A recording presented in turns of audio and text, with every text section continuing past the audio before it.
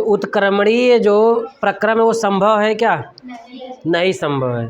कोई भी सिस्टम जो है परफेक्टली उत्क्रमणीय नहीं हो सकता है, क्योंकि कहीं ना कहीं ऊर्जा का अवशोषण हो जाता है। ठीक है ना। जैसे हम कल एग्जाम्पल बताए थे कि विद्युत द्वारा तार को गर्म करना, तो विद्युत से हम अगर तार को गर्म करेंगे तो हमें क्या मिलेंगे? ऊष्मा मिलेगी। ठीक है। क्या हम उस ऊष्मा से उतनी विद्युत ऊर्जा प्राप्त कर सकते हैं? नहीं प्राप्त कर सकते हैं। यदि हम प्राप्त कर लें तो हमारा प्रक्रम उत्क्रमणीय प्रक्रम कहलाएगा, और यदि नहीं प्राप्त होगा तो क्या कहलाएगा? अनुत्क्रमणीय प्रक्रम कहलाएगा। और ये कैसा प्रक्रम है? अनुत्क्रमणीय प्रक्रम है, यानी कि शोषण कहीं ना कहीं होता है, ऊर्जा का लॉस होता है। ठीक है ना। अब इसके बाद हेडिंग डालोगे आप ऊष्मा इंजन। ऊष्मा इंजन, तो ऊष्मा इंजन एक ऐसी चक्रीय युक्ति है, हाँ, ऊष्मा इंजन एक ऐसी चक्रीय युक्ति है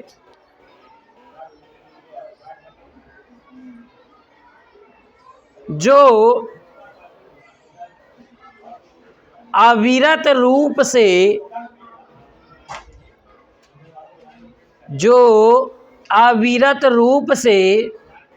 ऊष्मा को यांत्रिक कार्य में परिवर्तित करता है। ठीक है। तो ऊष्मा इंजन क्या है? एक चक्रीय युक्ति है। ठीक है ना। क्या है? एक चक्रीय युक्ति है जो ऊष्मा को किसमें बदलता है? यांत्रिक कार्य में बदलता है। क्या कहलाता है? इंजन कहलाता है। क्या कहलाता है? ऊष्मा इंजन कहलाता है। समझ में आ गई बात ना। तो ऐसी चक्रीय युक्ति है जो क्या करता है? ऊष्मा को या ऊष्मीय ऊर्जा को यांत्रिक ऊर्जा में या ऊष्मा को यांत्रिक कार्य में बदल देता है। तो इस युक्ति को हम क्या कहते हैं? ऊष्मीय इंजन या इंजन कहते हैं। समझ में आ रही बात ना। तो ऊष्मा इंजन क्या है? एक चक्रीय युक्ति है। चक्रीय युक्ति का मतलब जैसे वो अपने आप को एक रिपीट करता है, जैसे सरल आवर्त गति कहते हैं ना। तो सरल आवर्त गति क्या होती है? अपने आप को खुद को रिपीट करते जाते हैं बार बार। तो चक्री का मतलब यही है कि वो अपना जो भी कार्य कर रहा है उसको बार बार क्या करता है? रिपीट करता है। तो इसलिए वो क्या है? चक्रीय प्रक्रम है। ठीक है। चक्रीय युक्ति है। और ये क्या करती है? ऊष्मा ऊर्जा को कार्य में या यांत्रिक ऊर्जा में बदल देती है। समझ में आ गई बात ना। अब लिखना है उसके बाद ऊष्मा इंजन हो गया ना। सिद्धांत लिखना। सिद्धांत। ऊष्मा इंजन के 3 मुख्य भाग होते हैं।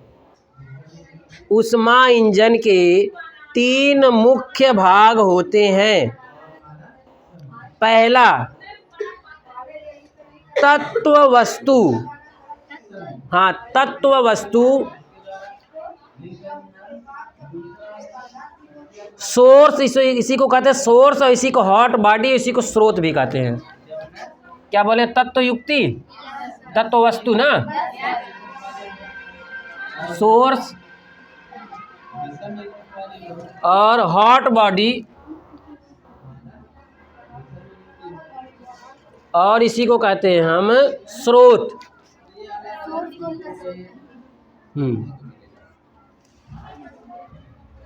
तत्व युक्ति, सोर्स या हॉट बॉडी या स्रोत, ये एक ही है। ठीक है ना। तो पहला ये हो गया तत्व युक्ति या सोर्स या हॉट बॉडी। और दूसरा है कार्यकारी पदार्थ, वर्किंग सब्सटेंस। दूसरा है आपका कार्यकारी पदार्थ।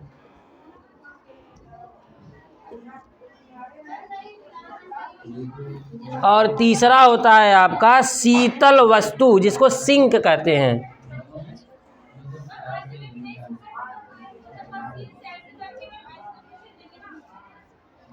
इसको कहते हैं सिंक।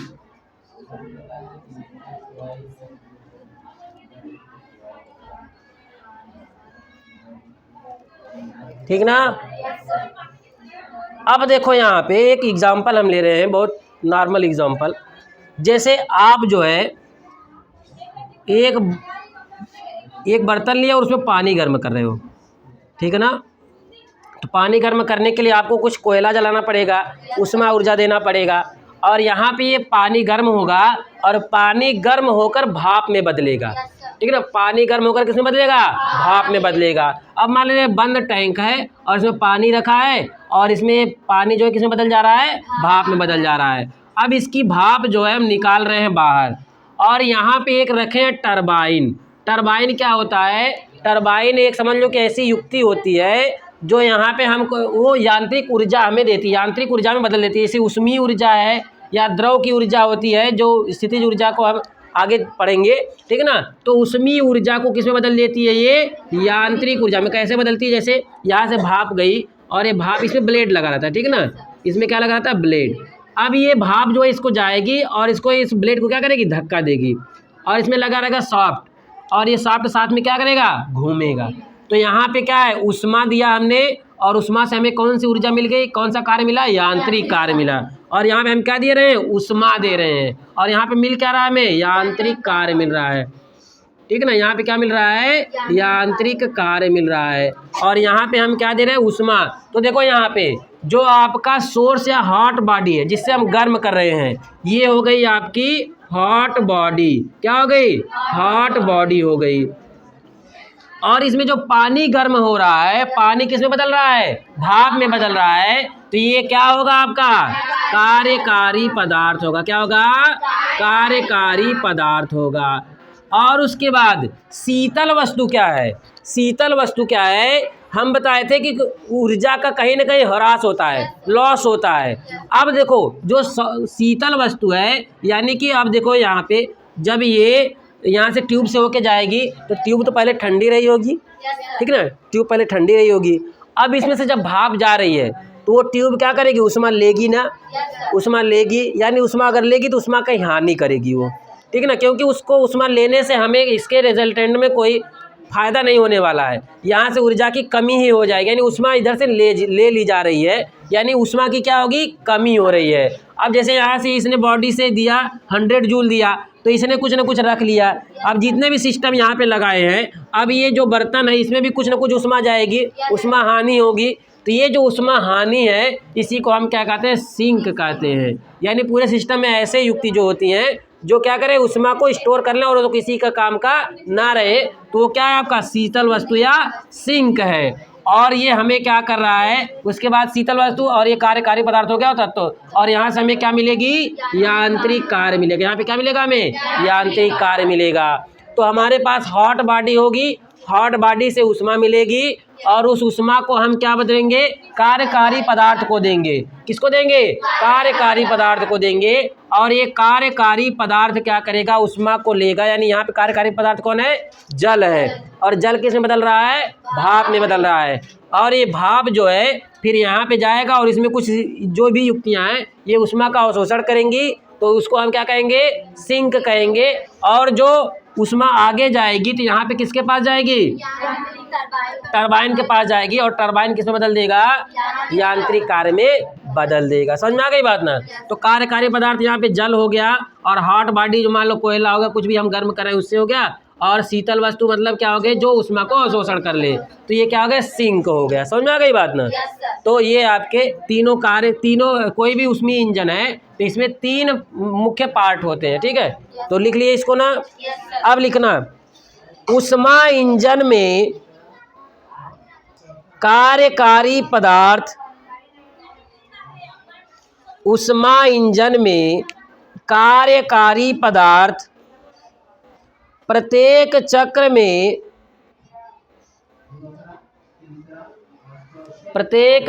में स्रोत से Q1 ऊष्मा लेता है। स्रोत से Q1 ऊष्मा लेता है। इस ऊष्मा का कुछ भाग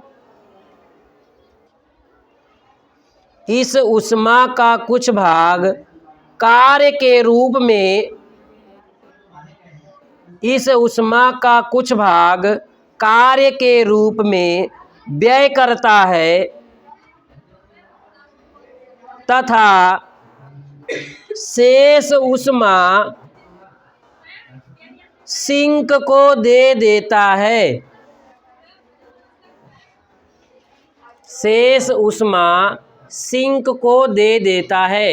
यहाँ पे देखो कार्यकारी पदार्थ हमारा है जल, और ये जल कितनी ऊष्मा लिया Q1, और ये Q1 ऊष्मा ले करके कुछ ऊष्मा को कार्य में बदलेगा, और जो बाकी ऊष्मा है उसको किसको दे देगा, सिंक को देगा। और सिंक की ऊर्जा हमारे काम की नहीं होती है। जो हमारे यांत्रिक कार्य में बदल रहा है वही तो हमारा काम का है, और जो सिंक को दे दिया वो हमारे किसी काम का नहीं है। तो यानी कार्यकारी पदार्थ Q1 ऊष्मा लेता है यदि, तो कुछ कार्य में बदलता है और कुछ किसको दे देता है, सिंक को दे देता है। समझ आ गई बात ना। अब इसके बाद लिखना, यदि कार्यकारी पदार्थ द्वारा एक चक्र में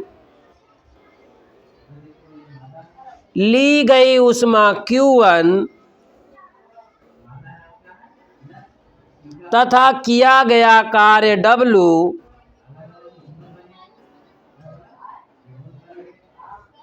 तथा सिंक को दी गई ऊष्मा Q2 है।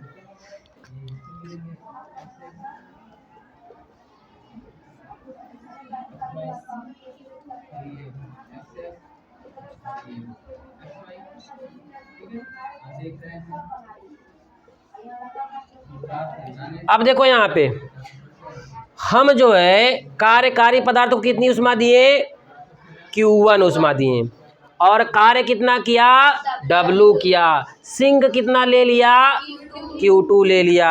समझ में आ गई बात ना। तो टोटल कितनी ऊष्मा है, Q1 ऊष्मा है। और अगर हम पूछे कार्य कितना हुआ, तो देखो यहाँ पे हम देखें, हम कार्यकारी पदार्थ को कितनी ऊष्मा दिए हैं, Q1 दिए हैं। अब ये Q1 ऊष्मा दो भागों में बंटती है, एक कार्य करने में चली जाती है और एक सिंक को दे देती है। तो कार्य करने में कितना दिया, W, सिंक को कितना दिया, Q2 दिया, प्लस Q2 कर दे यहाँ पे। अब अगर हम इस समीकरण से पूछें कि कितना कार्य हुआ, तो कार्य का पता करने के लिए W बराबर क्या हो जाएगा, W बराबर Q1 और इधर माइनस Q2 हो जाएगा, माइनस Q2 हो जाएगा। तो इसको, तो अगर W बराबर ऐसे लिखें तो इसको इधर लिख दें तो क्या हो जाएगा, Q1 और माइनस क्या हो जाएगा, Q2। देखो पूरे को इधर का उधर कर दिया, इससे कोई फर्क नहीं है। तो W बराबर कितना हुआ, Q1 माइनस Q2, यानी किया गया कार्य बराबर कार्यकारी पदार्थ की ऊष्मा माइनस सिंक को दी गई ऊष्मा।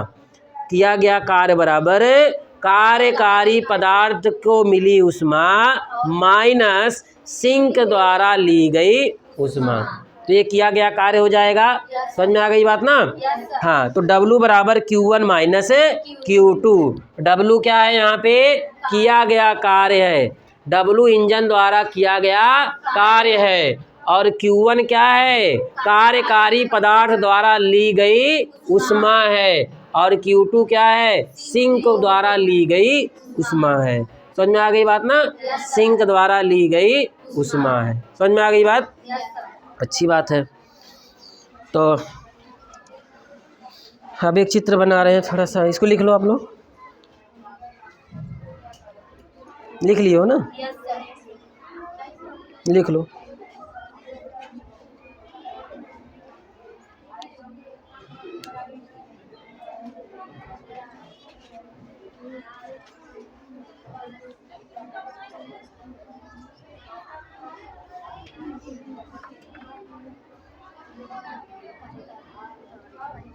देखो अगर हम अपने शरीर को एक ऊष्मा इंजन माने, ठीक है, अपने शरीर को एक ऊष्मा इंजन मान ले, और हम क्या है, भोजन लेते हैं, ठीक ना। तो भोजन को क्या मान लें हम, कार्यकारी पदार्थ मान लें, ठीक ना। भोजन को क्या मान लें, कार्यकारी पदार्थ। तो भोजन हमें कुल ऊर्जा देगा, ठीक ना। अब हम कुछ इसमें कलाकार ऐसे रहेंगे जो खाने के बाद उसका हिसाब कर देंगे, यानी काम करके निपटा देंगे, ठीक है ना। यानी W करेंगे, W देंगे अधिक से अधिक, और सिंक में बहुत कम आराम करेंगे वो। लेकिन कुछ ऐसे भी रहेंगे वो पूरा पूरा सिंक में ही ख़त्म कर देंगे, ठीक है ना, खाली सोने और बैठ के पंचायत करने में समाप्त कर देंगे। यानी उनकी कुल ऊर्जा कहाँ चली जाएगी? सिंक में चली जाएगी और किया गया कार्य जीरो रहेगा। समझ आई बात ना? तो कोई खाना आप भोजन लिए तो भोजन क्या हो गया? कार्यकारी पदार्थ हो गया, ठीक है। अगर आपने काम थोड़ा बहुत किया तो वो क्या हो गया? डब्लू हो गया। समझ आई बात ना? और जो आराम किए बिना काम के बैठे रहे तो वो क्या हो गया? कहाँ ऊर्जा गई? वो सिंक में चली गई। समझ में आ गई बात ना? तो अपने बॉडी से भी इसको समझ सकते हो। तो हमारी बॉडी हार्ट बॉडी क्या है? तो अब हार्ट बॉडी इसमें उष्मा दे रहे हैं, उसमें खाना दे रहे हैं, मतलब खाना हार्ट बॉडी दे रहे हैं। हाँ सही कह रहे हो, भोजन हार्ट बॉडी होगा, ठीक ना। भोजन हार्ट बॉडी माने तो और ज़्यादा सही रहेगा। भोजन को क्या मान ले? हार्ट बॉडी मान ले, तो उष्मा हमें देगा, ठीक ना। और कार्यकारी पदार्थ यानी हमारे शरीर जो काम करेगी, जो अंदर ले जा रही है, पचा रही है, एनर्जी दे रही है, क्या हो गया? कार्यकारी के रूप में हो गया। और उसके बाद जो है, हाँ, जो आप अगर सो गए आराम से खाने के बाद तो सिंक में सब चला गया, और अगर कार्य किए तो डब्लू हो गया, ठीक है ना।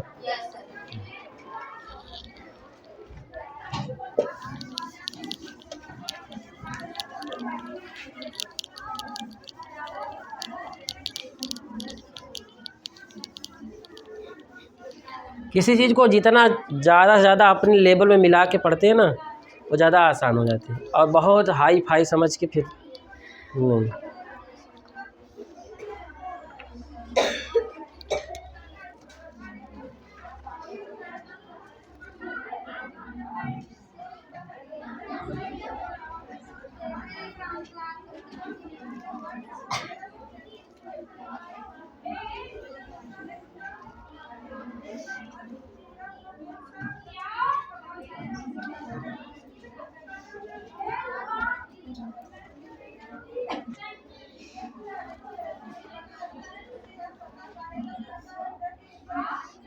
लो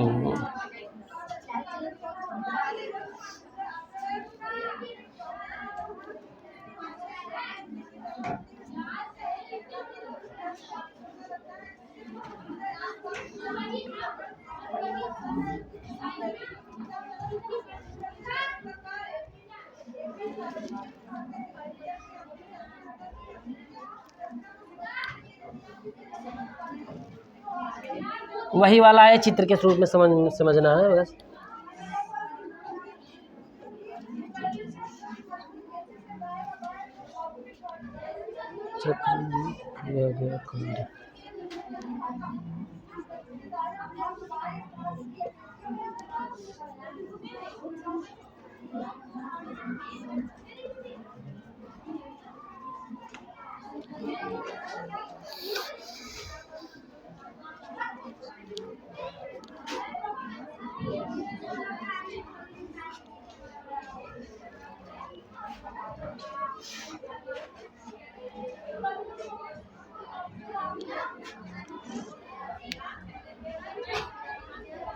लिख लिए?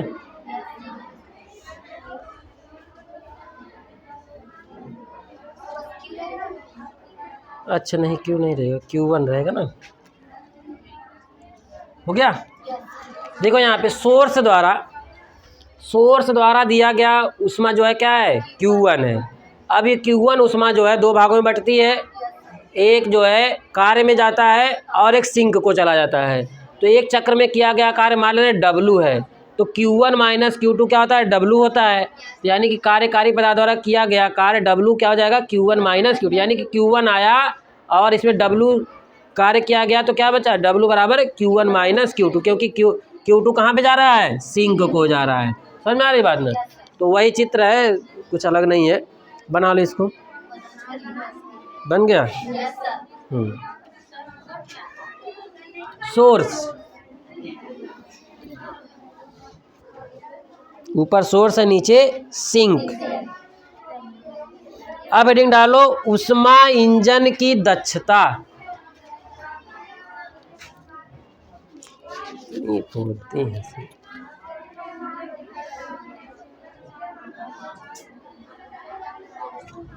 उष्मा इंजन की दक्षता। देखो दक्षता का मतलब क्या होता है, दक्षता किसी भी चीज़ की निकालनी हो तो हम करते हैं आउटपुट बटे इनपुट, ठीक है ना। जैसे हमने मान लो कि 100 रुपये का खाना खाया और 80 रुपये का कार्य किया, ठीक है ना। 100 रुपये का खाना खाया और 80 रुपये का कार्य किया, तो इनपुट कितना लिया, 100 रुपये लिया, और कार्य कितना किया, 80 रुपये किया, ठीक है ना। तो वो आउटपुट हो गया। जो हम कार्य किए वो क्या हो गया, आउटपुट, और जो हम लिए वो क्या हो गया, इनपुट हो गया। कहीं पर भी दक्षता निकाली हो, किसी की भी, कहीं पर भी आप पढ़ोगे, अगर साइंस पढ़ोगे दक्षता निकालने के बहुत जगह आता है। कहीं पर भी दक्षता निकालोगे हमेशा क्या रहता है, आउटपुट अपान इनपुट, आउटपुट बटे इनपुट, यही क्या होती है, दक्षता होती है। समझ में आ रही बात। यहाँ पे आउटपुट क्या मिला हमें, W मिला है, और कार्य कितना, हमने इनपुट कितना दिया है, Q1 दिया है, Q1 इनपुट दिया है, और मिला हमें कितना, W मिला। तो यही हमारा क्या हो जाएगा, W अपान Q1 क्या हो जाएगा, दक्षता हो जाएगी। तो लिखो, किसी ऊष्मा इंजन द्वारा, हेडिंग डाले ना, ऊष्मा इंजन की दक्षता। किसी ऊष्मा इंजन द्वारा एक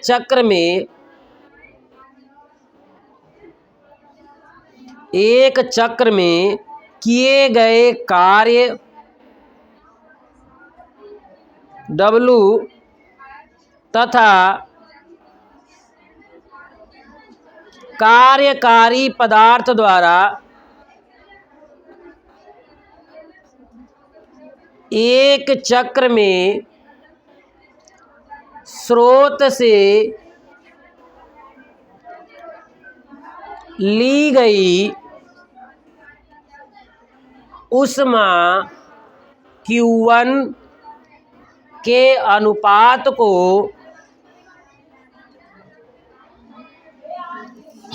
ऊष्मा इंजन की दक्षता कहते हैं। ऊष्मा इंजन की दक्षता कहते हैं। तो ऊष्मा इंजन की दक्षता क्या है, सोर्स द्वारा, ऊष्मा इंजन द्वारा किया गया कार्य W और कार्यकारी पदार्थ द्वारा सोर्स से ली गई ऊष्मा Q1 का अनुपात ऊष्मा इंजन की दक्षता कहलाता है, ठीक है ना। तो क्या है कि इंजन द्वारा किया गया कार्य W तथा कार्यकारी पदार्थ द्वारा सोर्स से ली गई ऊष्मा Q1 का अनुपात ही क्या कहलाता है, हाँ, दक्षता कहलाता। समझ में आ गई बात ना। तो किया गया कार्य, एक चक्र में किया गया कार्य कितना होता है, W होता है, और कार्यकारी पदार्थ द्वारा सोर्स से ली गई ऊष्मा क्या होती है, Q1 होती है। तो यहाँ पे जो है आपके इफिशियंसी, इसको ईटा कहते हैं, ठीक है ना। ईटा इक्वल टू क्या हो जाएगा, W अपान क्या हो जाएगा, Q1। लिख लो इसको, ईटा। अब देखो यहाँ पे ईटा इक्वल टू, यानी इफिशियंसी इक्वल टू W बराबर क्या है, Q1 माइनस Q2। W बराबर क्या था, Q1 माइनस Q2, क्या लिख दें यहाँ पे, और अपान क्या हो गया, Q1 हो गया, ठीक है। अब इसको अलग अलग लिख दो, तो Q1 अपान Q1 माइनस Q2 अपान Q1।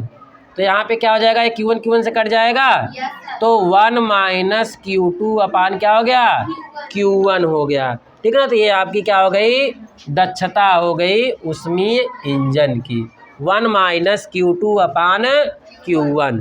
Q2 क्या है, किया गया, Q2 क्या है, सिंक द्वारा ली गई ऊष्मा है, और Q1 क्या है, Q1 है आपके कार्यकारी पदार्थ को सोर्स द्वारा दी गई ऊष्मा। लिख लो यहाँ तक, आगे की कहानी कल। ऊष्मागतिकी का द्वितीय नियम। प्रथम